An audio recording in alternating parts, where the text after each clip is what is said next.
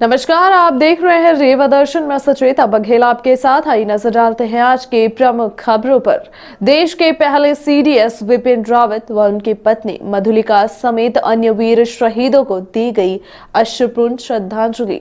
महज 24 घंटे के अंदर लोकायुक्त पुलिस की 2 बड़ी कार्यवाही।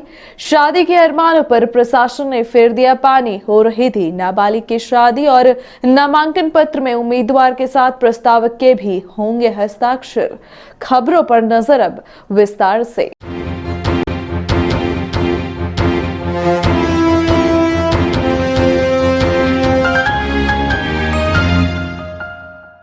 देश के पहले सीडीएस विपिन रावत व उनकी पत्नी मधुलिका समेत अन्य वीर शहीदों को दी गई अश्रुपूर्ण श्रद्धांजलि।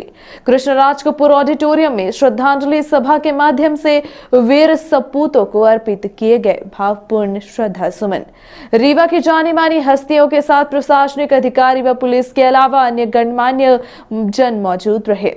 रीवा वासियों की तरफ से भारत के प्रथम सीडीएस जनरल विपिन रावत व उनकी पत्नी मधुलिका समेत शहीद वीर सैनिकों को अश्रुपूर्ण श्रद्धांजलि दी गई। यह कार्यक्रम कृष्णराज कपूर ऑडिटोरियम में आयोजित किया गया। श्रद्धांजलि सभा में गत दिनों हेलीकॉप्टर दुर्घटना में शहीद हुए वीर सपूतों को जनप्रतिनिधियों, प्रशासनिक अधिकारियों, सेना के पूर्व सैनिकों तथा सैनिक स्कूल के स्टाफ, पुलिस समेत एनसीसी कैडेट सहित बड़ी संख्या में लोग उपस्थित होकर भावपूर्ण श्रद्धा सुमन अर्पित किया।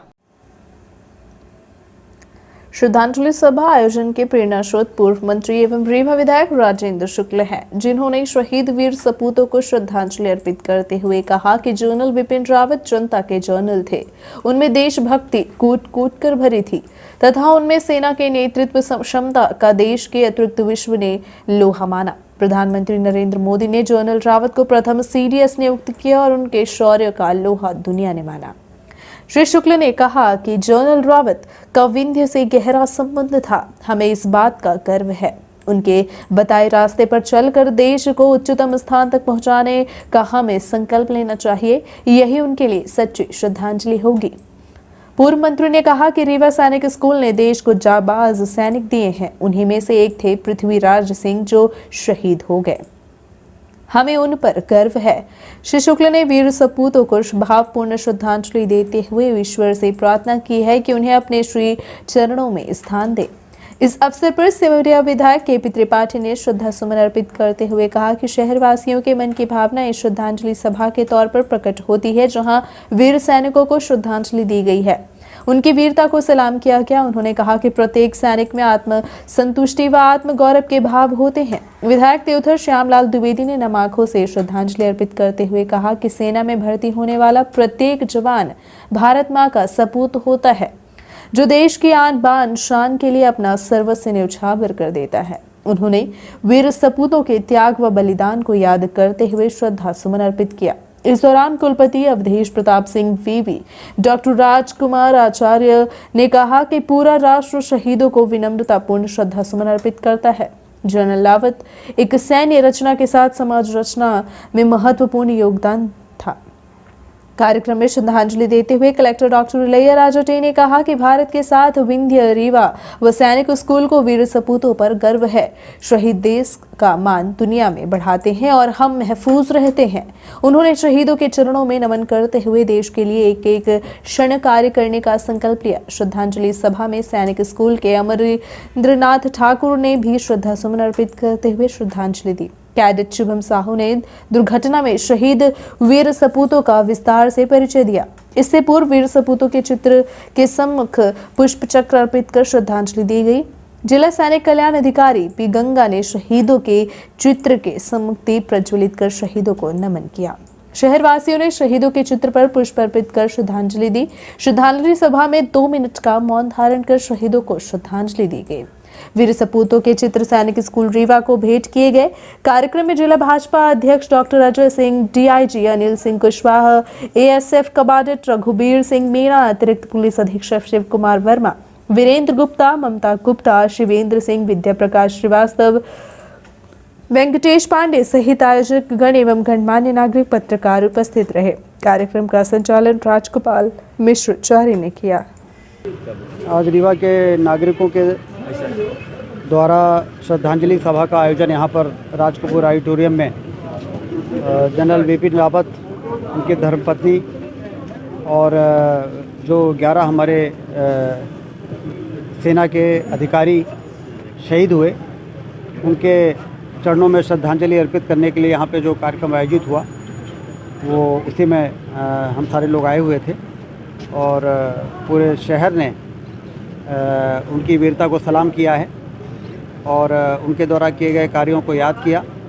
और जिस तरह से जनरल विपिन रावत जी के नेतृत्व में सारी दुनिया में भारत की सेना का शौर्य और पराक्रम पिछले वर्षों में देखने को मिला है, उससे पूरा देश जो है वो कृतज्ञ महसूस करता है। और उनके अचानक चले जाने का अंदेशा किसी को नहीं था। उनके जाने से भारी कष्ट सभी के दिल और दिलों को पहुंचा है और इसलिए अब उनको श्रद्धा के सुमन अर्पित करके हम लोगों ने उनके कर्तव्यों को नमन किया है।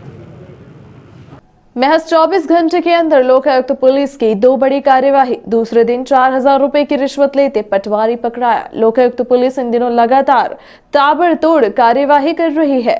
लोकायुक्त एसपी गोयल धाकड़ के नेतृत्व में एक बार फिर से लोकायुक्त की संयुक्त टीम ने नई गढ़ी अंतर्गत रामपुर हल्का पटवारी को 4,000 रुपए की रिश्वत लेते रंगे हाथों ट्रेप किया है। आपको बता दें कि इसके एक दिन पहले भी मणिकुमार स्थित कॉलेज में पदस्थ प्राचार्य को 5,000 रुपए की रिश्वत लेते हुए पकड़ा गया था। महज 24 घंटे के भीतर लोकायुक्त ने 2 बड़ी कार्यवाही की है। आपको बता दें कि लगातार हो रहे भ्रष्टाचार के खिलाफ कार्यवाही से भ्रष्टाचारियों के होश उड़े हुए हैं। रीवा लोकायुक्त पुलिस की बड़ी कार्यवाही से जिले भर में हड़कंप मचा हुआ है। पुलिस अधीक्षक गोपाल सिंह धाकड़ के मार्गदर्शन में मंगलवार को एक बार फिर लोकायुक्त पुलिस ने बड़ी कार्यवाही करते हुए आरोपी पटवारी ललित प्रसाद शर्मा, पिता संतोष कुमार शर्मा, ग्राम बहेरा, तहसील मनकवा को रंगे हाथों पकड़ा है।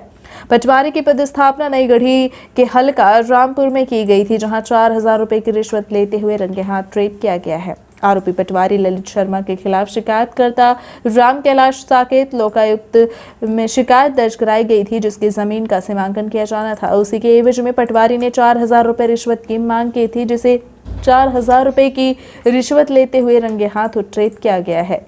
की गई कार्यवाही में निरीक्षक जियाउल हक व इनके सहयोगी शामिल रहे, जिसमें उप पुलिस अधीक्षक प्रवीण सिंह परिहार, निरीक्षक प्रमेंद्र कुमार के अलावा टीम के अन्य लोग मौजूद रहे। पोस्ट रामपुर थाना नई गढ़ी। पटवारी क्या नाम है? पटवारी का ललित शर्मा। कितना रुपए मांग की गई थी आपसे?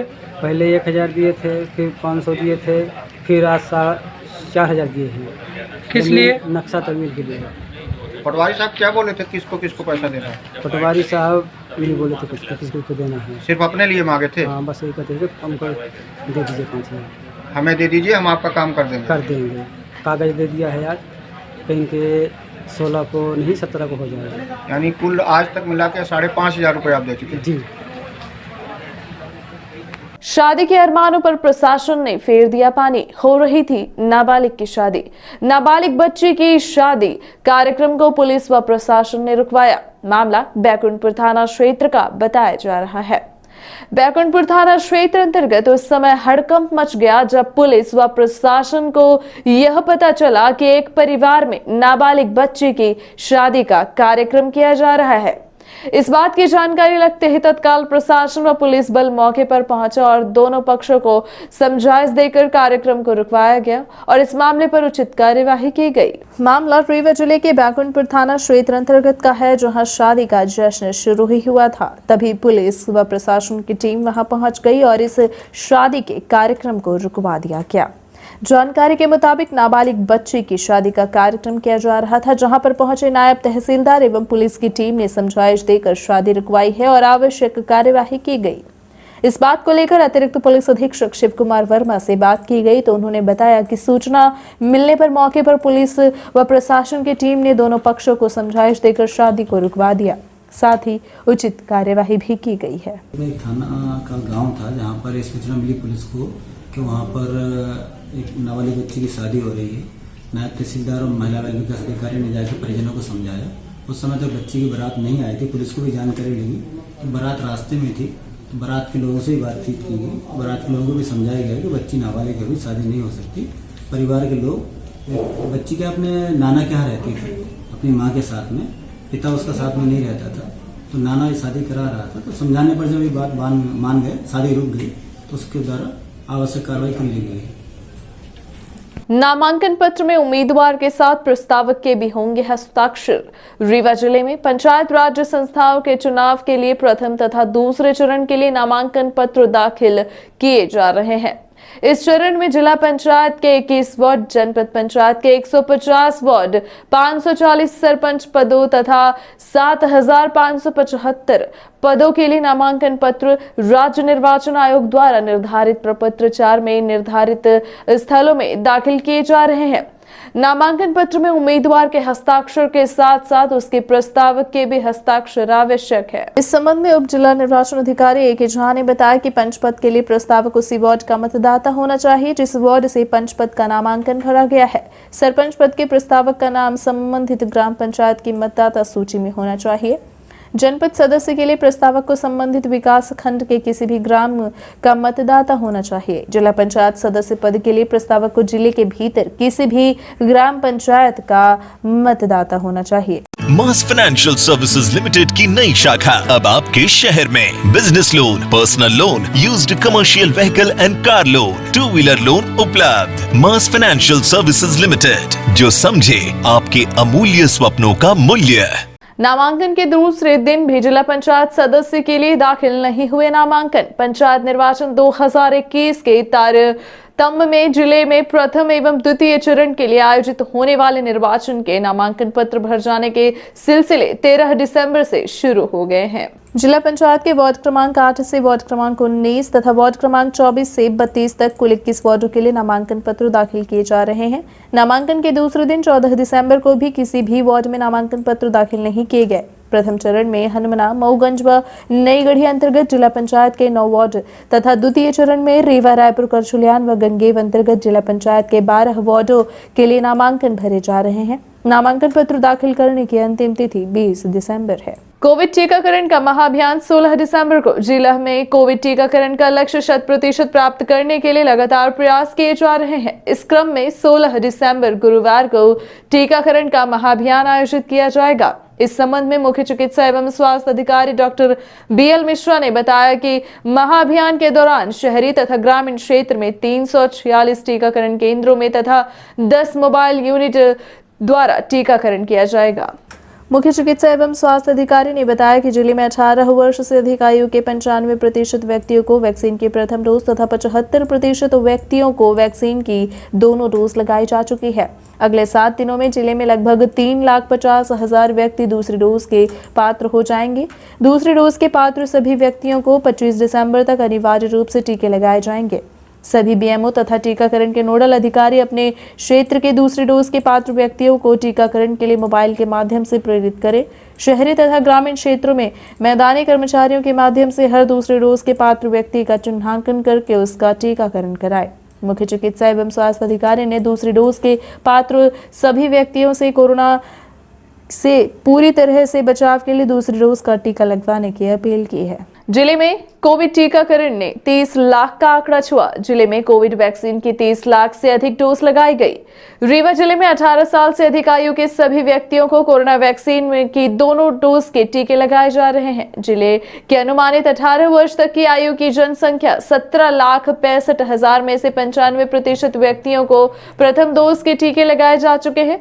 जिले में पात्र 75% व्यक्तियों को वैक्सीन के दोनों डोज के टीके लगाए जा चुके हैं। जिले में 14 दिसंबर तक कोरोना वैक्सीन की 30,06,697 डोज लगाई जा चुकी है। इनमें से 16,70,368 प्रथम डोज तथा 13,36,329 दूसरी डोज के टीके शामिल हैं। मुख्य चिकित्सा एवं स्वास्थ्य अधिकारी ने बताया कि जिले में 18 वर्ष से अधिक आयु के 95% व्यक्तियों को वैक्सीन की प्रथम डोज तथा 75% व्यक्तियों को वैक्सीन की दोनों डोज लगाई जा चुकी है। अगले 7 दिनों में जिले में लगभग 3,50,000 व्यक्ति दूसरी डोज के पात्र हो जाएंगे। दूसरी डोज के पात्र सभी व्यक्तियों को 25 दिसंबर तक अनिवार्य रूप से टीके लगाए जाएंगे। सभी बीएमओ तथा टीकाकरण के नोडल अधिकारी अपने क्षेत्र के दूसरी डोज के पात्र व्यक्तियों को टीकाकरण के लिए मोबाइल के माध्यम से प्रेरित करें। शहरी तथा ग्रामीण क्षेत्रों में मैदानी कर्मचारियों के माध्यम से हर दूसरे डोज के पात्र व्यक्ति का चिन्हांकन करके उसका टीकाकरण कराएं। मुख्य चिकित्सा एवं स्वास्थ्य अधिकारी ने दूसरी डोज के पात्र सभी व्यक्तियों से कोरोना से पूरी तरह से बचाव के लिए दूसरी डोज का टीका लगवाने की अपील की है। अब एसएमएस से मिलेगी जीपीएफ संबंधी जानकारी। महालेखाकार ग्वालियर द्वारा एसएमएस सुविधा शुरू की जा रही है। इस व्यवस्था में अधिकारी कर्मचारी को महालेखाकार की ओर से आवश्यक जानकारी एसएमएस के माध्यम से दी जाएगी। प्रधान महालेखाकार सुश्री गीताली तारे ने बताया कि राज्य शासन के ऐसे समस्त अधिकारी कर्मचारी जो सामान्य भविष्य निधि की पात्रता रखते हैं, उनसे मोबाइल नंबर, ईमेल आईडी और सामान्य भविष्य निधि खाते की जानकारी चाहिए है। उन्होंने बताया कि जानकारी उपलब्ध हो जाने पर महालेखाकार कार्यालय द्वारा एसएमएस सुविधा का लाभ अधिकारी कर्मचारियों को मिलने लगेगा। कमशरीत मोहल्ले के लोगों ने रास्ते की मांग को लेकर किया विरोध। कांग्रेस नेत्री कविता पांडे के नेतृत्व में स्थानीय लोगों ने बोला हल्ला।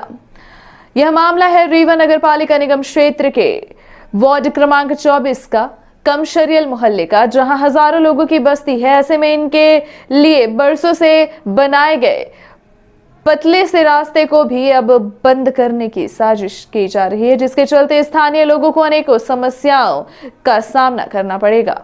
ऐसा माना जा रहा है कि जिस रास्ते से लोग निकलते थे, उसी रास्ते पर नगरपालिका निगम रीवा द्वारा शिल्प कॉम्प्लेक्स का निर्माण कराया जा रहा है, जिसकी वजह से लोगों को अनेकों समस्याएं झेलनी पड़ेंगी।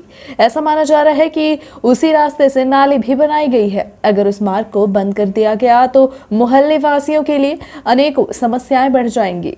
इस बात को लेकर लोगों ने सड़क पर बैठकर विरोध जताया। विरोध प्रदर्शन कर रहे स्थानीय लोगों से बात की गई, तो सुनिए लोगों ने क्या कहा।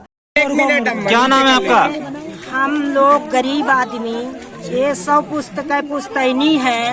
ये हम निवेदन करते हैं कि हम गरीब लोग 4 से लाख जनता हियन है, निकलते हैं आम रास्ता। ये मैं खड़ंजा मुँह बैठे हूँ। ये बताइए कि हम लोगों को पीटीएस तक के पानी आता है। जब ये नाली बंद हो जाएगी तो हम लोग सर मर जाएंगे कि जिंदा रहेंगे।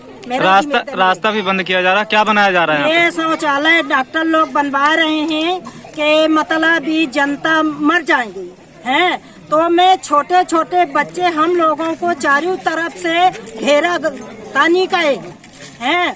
सर मैं जनता से बढ़ के कोई नहीं है। जनता जो चाह लेगा वही होगा सर। क्या चाहते हैं आप लोग? क्या मांगे हैं आप लोगों की? मैं मांगते हैं आपन अधिकार मांगते हैं। कितने लोगों की बस्ती होगी? कितने लोग कम से कम 5000 जनता है।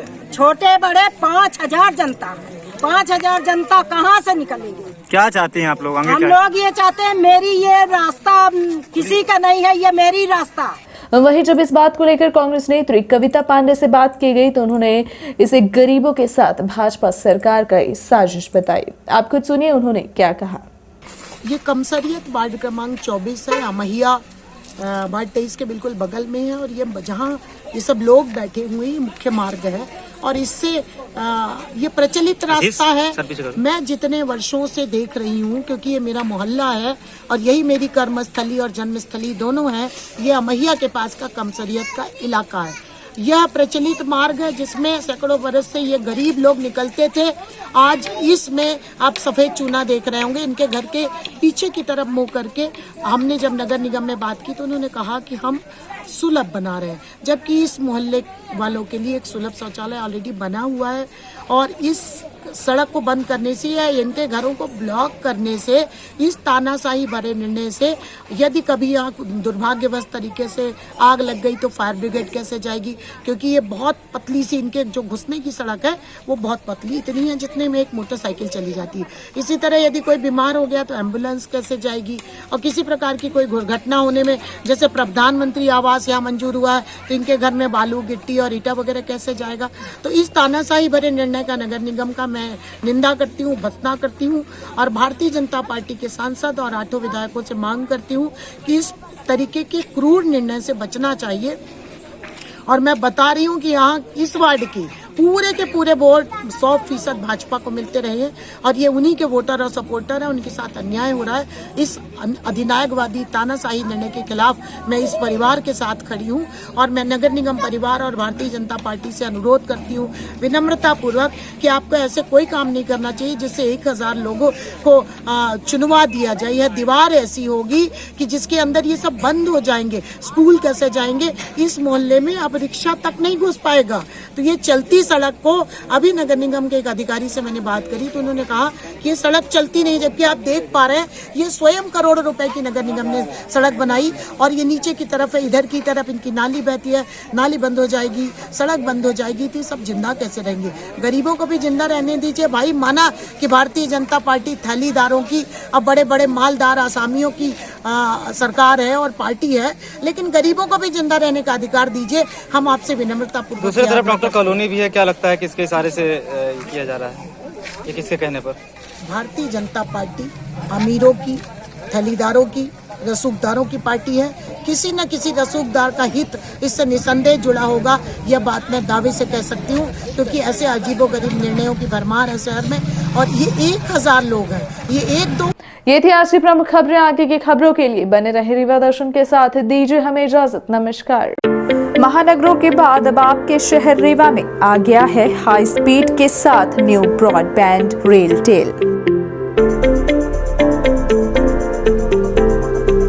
जिसमें आपको मिलेगी अच्छी स्पीड और बेहतर सर्विस। तो न्यू ब्रॉडबैंड कनेक्शन के लिए संपर्क करें VPS केबल नेटवर्क, पता John tower 2nd floor near college चौक रीवा। मोबाइल नंबर है 900099222332 और 9425470430। धन्यवाद।